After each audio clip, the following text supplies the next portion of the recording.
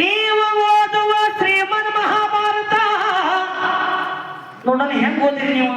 ಅದ್ರೊಳಗೈತಿ ಏನೈತಿಪ್ಪ ಅಂದ್ರ, ಇಲ್ಲಿ ಮೌಸದ ಮುದ್ದಿ ಭೂಮಿಗೆ ಬಿದ್ದ ಮ್ಯಾಗ ತಕ್ಷಣ 101 ಸೂರ ಆತ ಅಥವಾ ಯಾರ ಬಂದ ಮ್ಯಾಗ ಆತ. ನಿಮಗೆ ಹೇಳಿದ್ದೆ, ನೀವು ಓದಿದ ಬುಕ್ನ್ಯಾಗ ಐತಿ. ಆದ್ರ ನೀವದನ್ನ ಶ್ರದ್ಧೆಯಿಂದ ಓದಿಲ್ಲ. ಇದು ನನ್ನ ಅನಿಸಿಕೆ.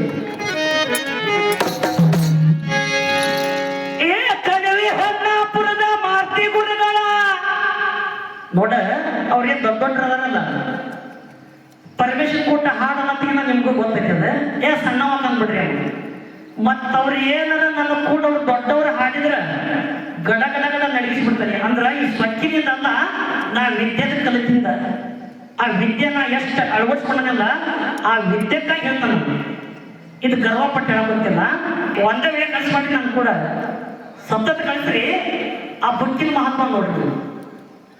ಇಲ್ಲಿ ವಿಷಯ ಬೆಳಕಿಗೆ ಬರ್ಬೇಕಂದ್ರೆ ನಿಮ್ಮ ಹತ್ರ ಅದಾವು, ಆದ್ರೆ ನೀವು ಇಂಟ್ರೆಸ್ಟ್ ಕೊಟ್ಟು ಓದಿಲ್ಲ.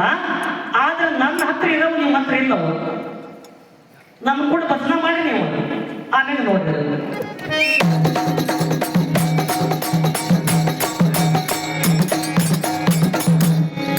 ಮಹಾಭಾರತ ಹಾಡಕ್ ಹಚ್ಚಿದ್ರ ರಾತ್ರಿ 11ರಿಂದ ಬೆಳಿಗ್ಗೆ 4 ಮಟ್ಟ ಮಹಾಭಾರತ ಮುಗಿಸ್ಬಿಡ್ತಾರೆ.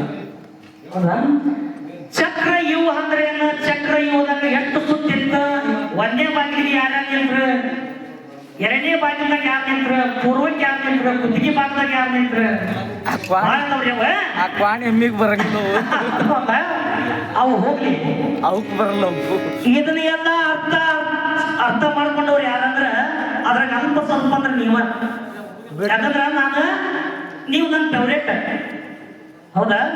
ನೀವನ್ ಬಿಟ್ರೆ ಯಾರಿಗೆ ಗೊತ್ತಿಲ್ಲ. ಆದ್ರೂ ನಿಮಗೆ ಗೊತ್ತಂದ್ರೆ ಅರ್ಥ ಮಾಡ್ಕೊಂಡ್ರಿ. ಇಲ್ಲಿ ನಾವು ಪೂರ್ತಿ ಓದನಿ ಅಂದ್ರ 8 ವರ್ಷ ನಾವು ಓದಾಕಂತ ಗುರುಗಳ ನಮ್ಮ ಗುರುಗ ಕಟ್ಟಿ ಮಂಜು ಮಾಸ್ತರ ಕೌರವರನ್ನ ಭೀಮ ಎಷ್ಟು ಮಂದಿ ಬಂದಾನ ಅದನ್ನ ನೀವು ತೋರಿಸಿದ್ರ ಭಜನಿ ಸಾಮಾನ್ ಬಿಟ್ಟು ನಾ ಇವತ್ತಿಂದ ಭಜನೆ ಬಿಡ್ತಾನೆ ಅಂತ ಮೊನ್ನೆ ಗುರುಗಳ ಹೊಸದ 99 ಮಂದಿ ಬಂದಂತ ಭೀಮ ಒಂದು ಬುಕ್ನ್ಯಾಗ ಐತಿ. ಒಂದು ಬುಕ್ನ್ಯಾಗ 32 ಮಂದಿ ಐತಿ, ಒಂದು ಬುಕ್ನ್ಯಾಗ 18 ಮಂದಿ ಐತಿ. ನನ್ನ ಆಯ್ಕೆ 99 ಮಂದಿನ ಬಂದಾನವ ಅಂತ ಅಲ್ಲಿ 99 ಮಂದಿ ಕೊಂದ್ರ ಈಗಿನ ಸಾಮಾನ್ಯ ಎಲ್ಲ ಬಿಟ್ಟು ಹೋಗಿ ಬಸ್ಸಿನ ಬಿಡ್ತಾನೆ ಅಂತ 99 ಮಂದಿ ಏನು ಕೊಟ್ಟಿಲ್ಲ ಅಂತ ಬಡ್ಡದ ಬಸ್ಸಿನ ಬೇಡ. ಮಾತು ಕೊಟ್ಟರೆ ಮಾತಾಗೆ ಇರ್ಬೇಕು. ಬಿಡ್ತಾನೆ ಅಂದ್ರೆ ಬಿಡಬೇಕು, ಕೊಡ್ತಾನೆ ಅಂದ್ರೆ ಕೊಡ್ಬೇಕು.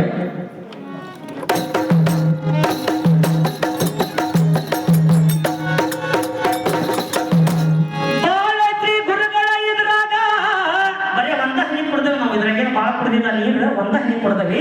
ಆ ಕುಡ್ದಷ್ಟು ಸ್ಪಷ್ಟವಾಗಿ ಹೇಳ್ಬೇಕಾದ್ರು. ಹಂಗ ಈ ಕಡೆಯಿಂದ ಕುಂತಾದೇವಿನ ಪಾಂಡುರಾಜಗ ಮದುವೆ ಮಾಡ್ಯಾರ. ಹಂಗಾದ ನಮ್ಮ ಮನೆ ಸಂಪ್ರದಾಯದ ಪ್ರಕಾರ ಇಲ್ಲೇ ಗಾರ್ನ ಈಗಿನ ಯಾರನ್ನ ಮಾದ್ರಿ ತಗೊಂಡು ಬಂದು ಮದುವೆ ಮಾಡಬಹುದು. ಯಾರಿಗೆ? ಪಾಂಡುರಾಜಗ. ನಮ್ಮ ಮಂತ್ಯಾದ ಪ್ರಕಾರ ಅವ ಗಾಂಧಾರಿನ ಆದ ಯಾರನ್ನ ಕುಂತಿನ ಈ ಸಂಪ್ರದಾಯ ಪ್ರಕಾರ ತಗೊಂಡು ಬಂದು ಮಾದ್ರಿನ ಮದುವೆ ಮಾಡ್ಬೇಕು. ಯಾರಿಗೆ? ಈ ಪಾಂಡುರಾಜ. ಇಲ್ಲಿ ಭೀಷ್ಮ ಮಾತನ್ನ ಕೇಳಿ ಅದನ್ನ ನೀವು ಬಿಟ್ಟರೆ ನಾ ಹೇಳಕತ್ತೀನಿ.